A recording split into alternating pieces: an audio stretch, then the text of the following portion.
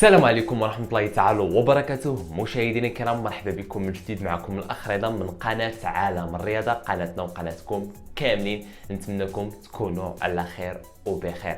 الخوت ديالي اليوم شاهدنا قمة في نصف نهائي في تشامبيونز ليغ الافريقي اللي جمعت المباراة ما بين ماميلودي سانداو الجنوب الافريقي ونادي الوداد العالمي الرياضي المغربي. الخوت ديالي مبروك للمغاربه ومبروك للجماهير الوداديه النهائي على استحقاق وجدارة. كما شاهدنا خوتي ذهابا انتهت المباراة 0-0، وفي مباراة الإياب انتهت 2-2 وتأهل الوداد الرياضي.